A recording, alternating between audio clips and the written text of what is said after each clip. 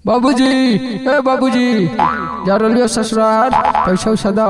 ले इतना दे दे गाड़ी भाड़ा और तनी कनीमा के गहना उना खरीदे में बोल रहे फोन करके। ठीक बाबूजी, जाइयो।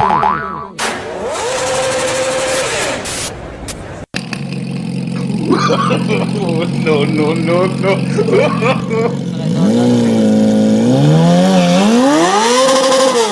अरे अरे रोक रोक रोक रोक गाड़ी रोक। कहाँ जा रहे रे? जूता कहाँ, हेमलेट कहाँ है रे? इतना स्पीड में कहाँ चला रहा था रे? उतर उतर नीचे। और स्पीड में चलाएगा रे? ना दरोगा साहब, गियरवा अपने से टूट गया, हमार गलती ना है। अपने से गियर टूटे रे? पढ़ाई में हमरा अटेंसिया में कुछ ले लेंगे रे? दारू उरू है क्या रे? ना दरोगा जी, एकरा में साड़ी ले जा रही है ससुरारी। नाम कुछ हो, कहाँ जा रहा है? छोड़ दो दरोगा साहब, बता भाई। बता बता। काटा ना चलन माना कई हमर करुआ जी, काटा ना चलन माना कई हमर करुआ जी, कि मौगिला ले जाही सरिया हमारा जाय के हाय ससुरारिया जी, कि मौगिला ले जाही सरिया हमारा जाय के हाय ससुरारिया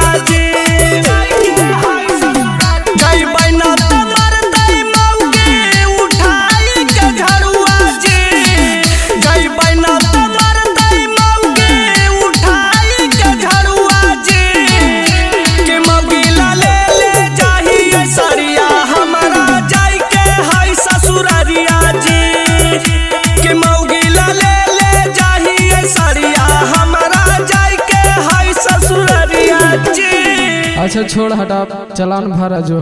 हे दरोगा जी, छोड़ देना दरोगा जी, हमरा ससुराल जाए के दरोगा जी, पैसा 1 रुपया ना को। अच्छा 1 रुपया ना है? ए हवलदार, चेक करो तो इसको पॉकेट में कितना पैसा है जाए। निकाल दिया थाल, ढेर पैसा ले ले, ढेर पैसा ले ले है। लाओ इधर। आई रे तो आपके तू कहीं हम नहीं पैसे नहीं रहते, कहाँ से ले रहा? भर चला नवा आजो। ना दरोगा साहेब, बाबूजी दिलथिन गहना बनावेला मौगी के, एकरा में से गिन गुथ के दिलखिन कि 1 रुपया ना घटना चाहिए। ना दरोगा साहब, गोड़ पर है, छोड़ दो सर। अब चलान भर में तय कोई उपाय है? Presented by MK Films, Harnaut.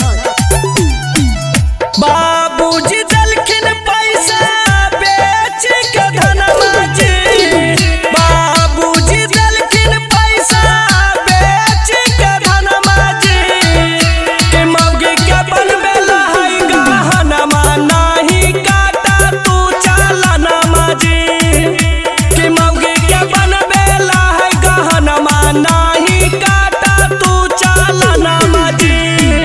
सासू जी फोन कलखिन अपन पहुनमा जी, सासू जी फोन कलखिन अपन पहुनमा जी, कि मौगिला ले जाही सरिया हमारा जाय के हाय ससुरारिया जी, कि मौगिला ले जाही सरिया हमारा जाय के हाय ससुरारिया जी।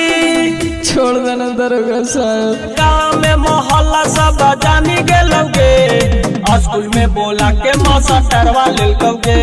हेलो, हाँ बाबूजी। अरे पहुँच गए ना बेटा? ना बाबूजी, पुलिसिया पकड़ लेलको बाबूजी।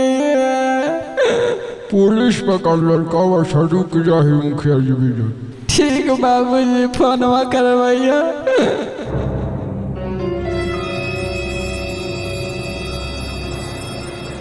मुखिया जी, ए मुखिया जी। हाँ बोलिए, मुखिया जी से काम है? अरे हाँ, मुखिया जी से काम था।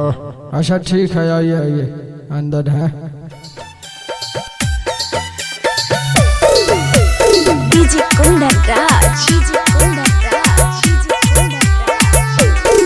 Presented by MK Films, Harnaut.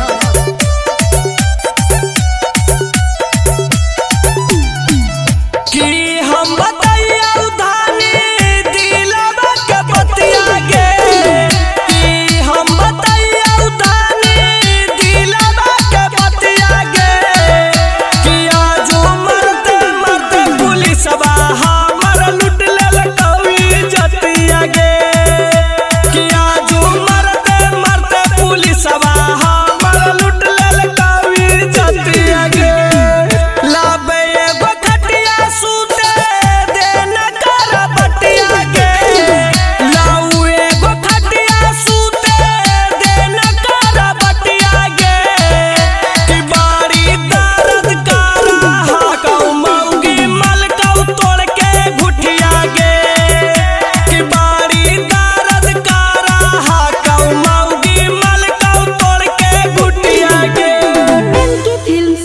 Harnaut.